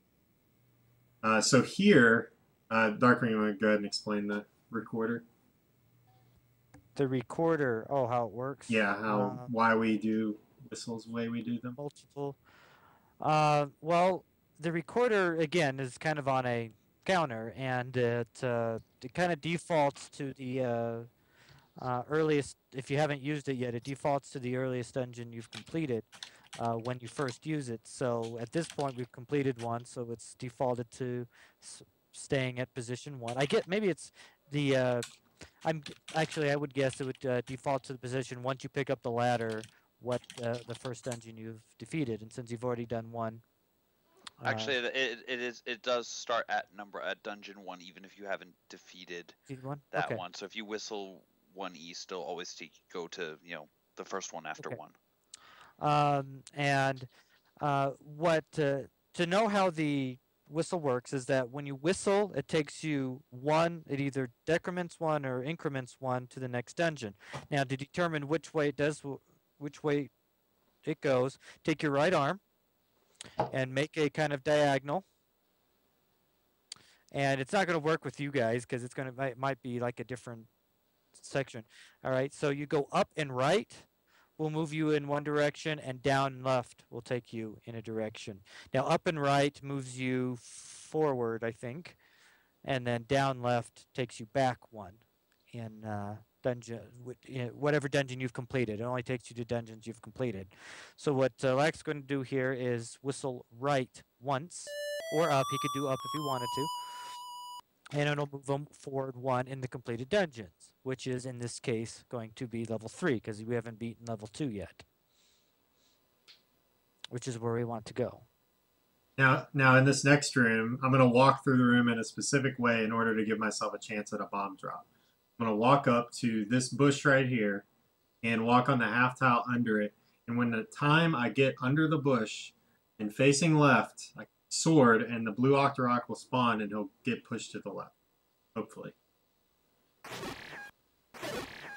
And that could be a bomb, so hey, free bomb. And then you can even kill these guys, get a bomb, while the candle's burning them. So this route is the Cantaloupe route. He came up with this, I guess he was bored one day, and well, you can tell the story. Well, I was, well, first of all, this part of the route that's been done in second quest. It's used, I think it's after you get the ladder in 6, you would use this to go on. Well, one day I was just messing around, and I was improvising a route because I ran out of bombs. I just wanted to finish a run, and something just clicked when I did this, and so I timed it. I was like, oh crap, because what this does, it takes out a cave animation for getting the heart, so you don't have to bomb open a cave, wait for the bomb to blow, go in, wait for the old man to talk to you, go grab the heart and come out. It saves, I think, what, 10 seconds? Yeah, I think he timed it out like 10 to 12 seconds optimally. Yeah, depending on how it would spawn, and also it takes off on the Japanese run now. If you use this route, it's down to, I think, 16 seconds now. But anyway, that's beside the point. But yeah, this saves on the animations there, and it still gets you into 2, and it lines you up for a second 30-second secret pretty instantly. So yeah, we're going to do with the world wrap here. Do not miss this block clip, or this screen scroll, because then you'll have to walk back through the Lost Woods, and you may as well walk through them. Hopefully I don't miss it. Yeah, I think you got it. Now, he does a sideways ladder flip here from the side. Again, if you want to just use the red candle picture for reference to where you need the B to flip, and then tapping up or down for 1 frame. I'm also walking through these rooms in a very specific way. You will not get hit if you walk in those patterns. Every little L-shaped pattern. Yeah, I didn't mean to walk away from it, but I had to do some work. We caught a spider in here, and now he's dead. Yeah. So you have to be pretty comfortable with your screen scrolls to do this. Otherwise, you can do the other route, which goes on the south coast. Because there is and it's if you fail that screen scroll, that is a lot of time added. So here's the Armos we could have gotten earlier. That would have been a little slower, but we get it now. To give us basically all the rupees we need. We only need 7 or 9 more to beat the game, and 7 more by the end of this dungeon, which gives lots of rupees. And you can walk straight up there. That Octorok will never hit you. I don't want to say never. Never. Unless you're me. Nice! That's a J. Coper candle right there. That was a good one. Good. So we've been here already, and I'll explain the strat that I use in here to get bombs. So what you have to do is this. There's 2 on the top, 2 on the bottom, and then 1 on the middle right. The middle right guy is all, or that specific Gorilla is always the master Gorilla whenever you go through the spawns are this way. Always that one. So what I do is I get hit by that Gorilla and then kill him. What that'll do is it'll kill all of them, and then my counter will be at 1. That's what I'm going to try to do. Now I don't know which one. He's right there. That was not him. The I other think one. it's this one. The other one. Okay, well that works. So now I'm at 1 again, right? I think I got hit. I don't know.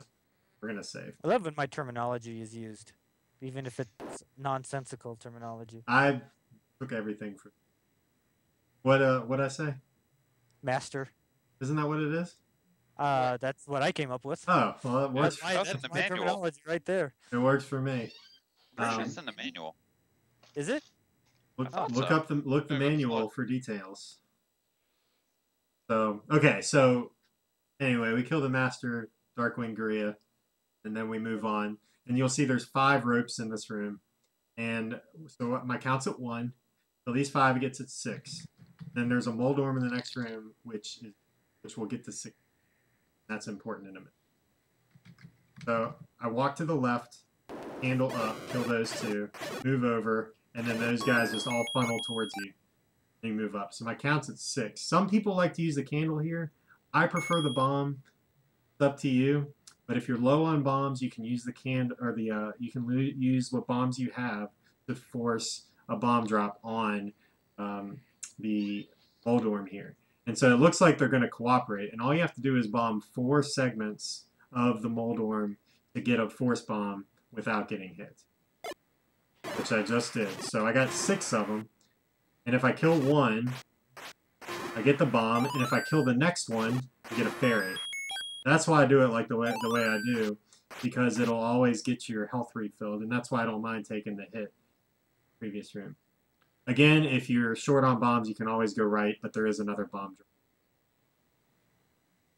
Hopefully I have beam sword at this point. If I don't, I stand here and try to get... I shouldn't have gotten that clock. Clocks are bad in level 2. There's no key in there. Alright, so the next room is very tricky, and Jay Coper kind of came up with the... he said, well, what if you just bomb the gorillas in here, and it'll speed it up? And so that's what I do now. That first guy is very important to how the room goes. That first guy on the bottom left. If he walks to the right, you're good. You can sort him up, and then hopefully get a few of the gorillas in one hit. What were you gonna say? Oh shoot! I want to do the other way. No. It's the Jay That's Coper fine. method. Your story is fine. Okay. Is it accurate? You mentioned it to me. You said, why don't you bomb those It's guys? accurate enough. It's accurate and The tone is different. Alright. So earlier we bombed on the half tile here, and a smoke hit the Dongo. But if you can feed him and then bomb again real quickly, or not extremely quickly, but quickly enough to where the smoke will, he doesn't eat the second one. So there's a window of opportunity. So if I bomb right away, it won't kill him. That's the troll dongo. Another thing is, if you bomb, if you bomb and it misses and the smoke is still on the screen, and I lay another bomb before the smoke animation clears, the next smoke will not stun him.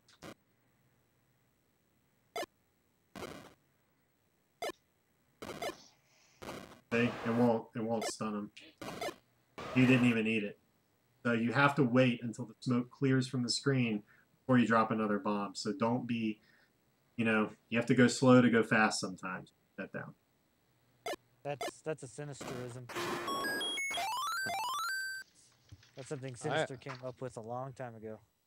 Because he's old, Apparently. That's level 2. Oh, and I didn't switch the recorder, but that's where you would. Now, normally at this point, you only need 140 rupees to buy the bait and the arrows. But one cool strat that's being used in 7 now is if you have extra rupees, as you'll see, is use arrows when we get there. Arrow strats. Yep. I'm glad I was able to show that Getting off like on sword. purpose. Of getting hit on the dock. It will, and if you get hit back up into the top part of the dock, you can't actually get off of the dock without going back up. So I got hit by the Octorok or the Fireball, one of the two, and now my spawns are messed up, but you got to be careful not to get hit. See, that guy spawned first. That's the second quest spawn.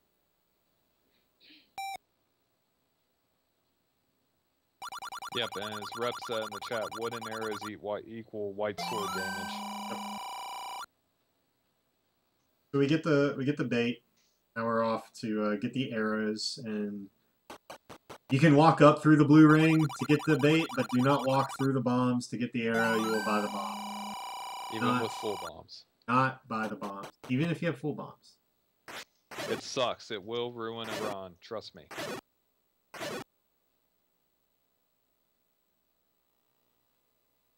Keep the whistle or the recorder equipped because you have to use it to open level.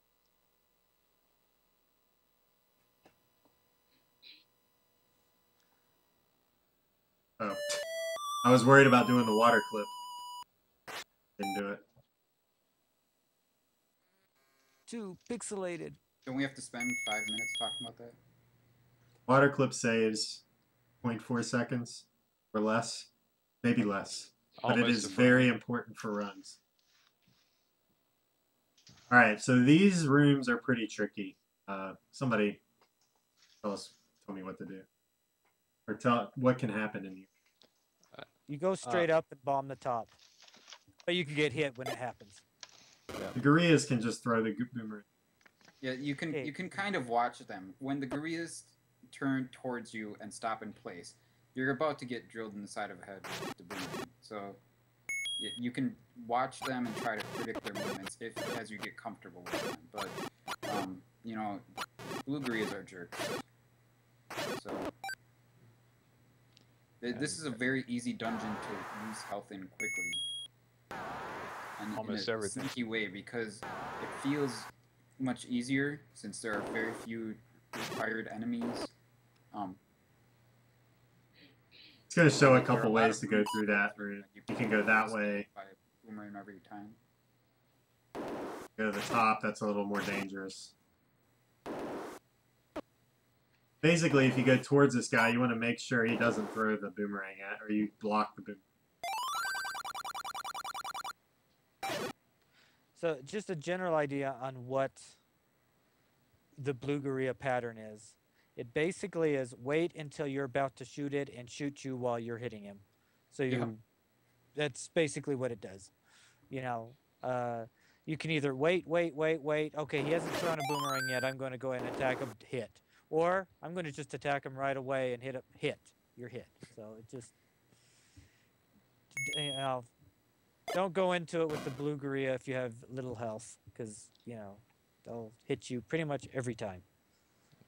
Another important aspect of level 7 is when you enter, make sure you have at least 7 bombs, preferably 8, but 7 bombs is very important to complete this level. We just passed the red candle room, so if you were doing the red candle route, that's where it is. We should bring up the map after this dungeon as well, Black. Okay. For a second. Oh yeah, for the bombs. This is the dungeon you need the most bombs in. With every dungeon. To get through, you have to bomb like 5 walls. So just a little bit on the red candles, because I don't know it. But basically, the only required door you need to open up with a candle is level 8. That means that you can delay the getting a candle as long as possible. Now, the issue with that is that 2 of the 3 100 secrets that are pretty much required in a run for it to be fast, it requires candles. So you'd go, the red candle route gets the 100 secret at top right, correct? Yes.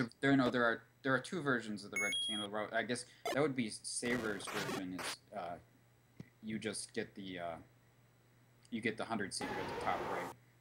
Generally, what Resticle and must do is get the 30 northeast of level 2 in the Armos. I guess that's east of 2.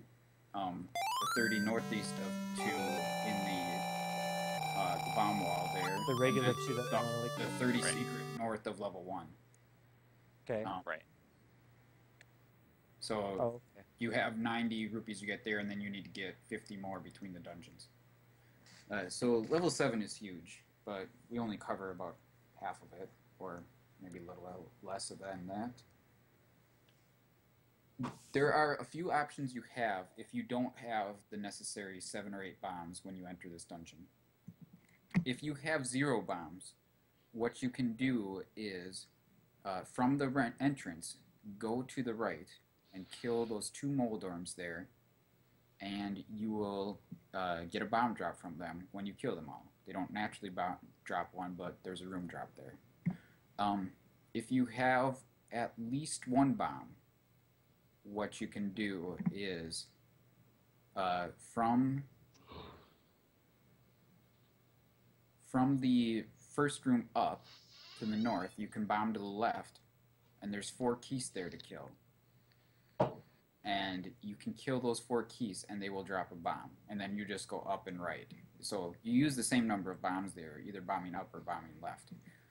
Or if you want to, if you feel confident in it, you can kill those 4 or 5 blue gorillas in that room right above the start, and you'll get some bombs there. So there are a couple easy bombs there at the beginning that you can get, but if you have at least 4, generally you don't want to go after too many bombs in the beginning of the dungeon, because you could end up killing a red gorilla at some point and getting a bomb, or maybe you end up not getting hit and you can force a bomb. But if you don't have multiple bombs, if you don't have at least 4 bombs, or maybe at least 3 bombs, when you get to the room before the Dig Dogger, at that point you have to kill those 5 or 6 blue gorillas there to get the bomb drop in that room.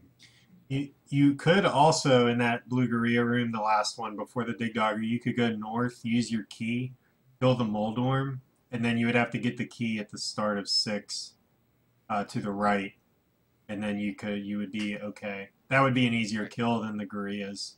Yeah. It would also mess your spawns up, but you know, Right. depending on your health situation and your confidence. Yeah. An issue with some routes is that it will affect the spawns in 7, particularly the Wallmaster room in the top right there. The spawn that we get with a bubble having a delayed spawn and the bubble spawning in the middle is very nice. Oh, I just realized that I'm not scrolled down. There we go. But there are other spawns where the bubbles are out right away and they're right in your face, and it can be difficult to deal with. But it's a price you have to pay. If you have the red candle or enough rupees to use the bow, that's an alternative if you're getting bubbled in the Wallmaster room. Or if you have enough bombs, if you want to use one to kill 1 or 2 Wallmasters at the end, that's certainly a way to go. Okay. All right, so we've left 7, and we're heading to 6. We're going to use the screen scroll again through the Lost Woods to bypass walking through the... At this point, you should have 1 key and 1 bomb. If you don't, you need to get 1 key and 1 bomb, because that's all you need to get through level 6.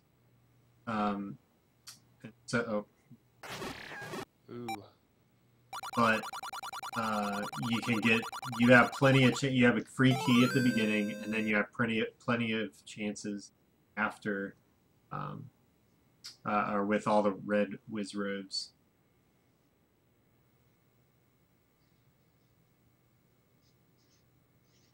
Fred, they're all Yeah. cheering for you. So here is where I check, you know, we all check to make sure that we have one key. Because if you don't, you can go to the right and get one key in here. And I'll just... The thing with the red wizrobes, if you don't hold any direction when you're walking into the door, you can force all the wizrobes to spawn on the same row. And then walk in and kill them. No bombs, but I did get a key, so I have an extra key.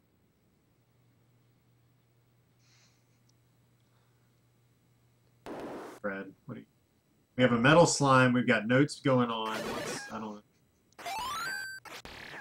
Are you not entertained? This room, the keys room, very important. I mean, it's important to have beam sword if you want to clear it quickly, just because you can kill two guys at once. But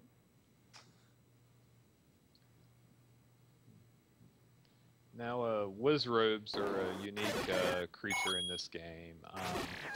The red ones, they will fire at will whether you're near them or not. Blue ones will only fire if they can see you. Now, you can stay on their right side on the lines of the tiles, and they will not generally see you.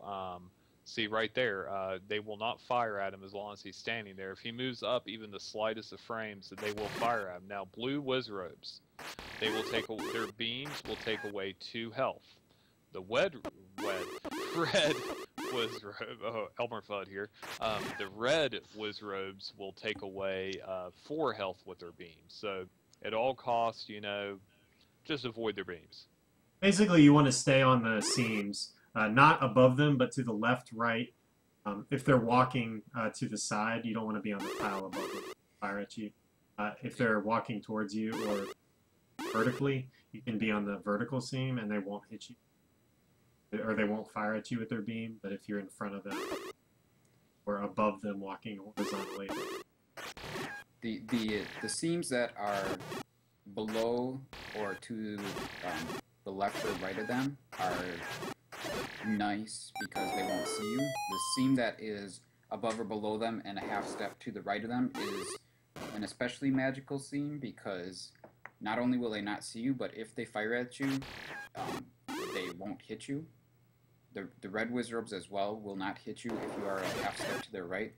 That goes for any enemy in this game that throws a projectile. The gorillas, lionels, wizrobes, moblins. If you stand a half tile to the right from above or below them, you can attack them safely, and they can't attack you unless you run into them or something.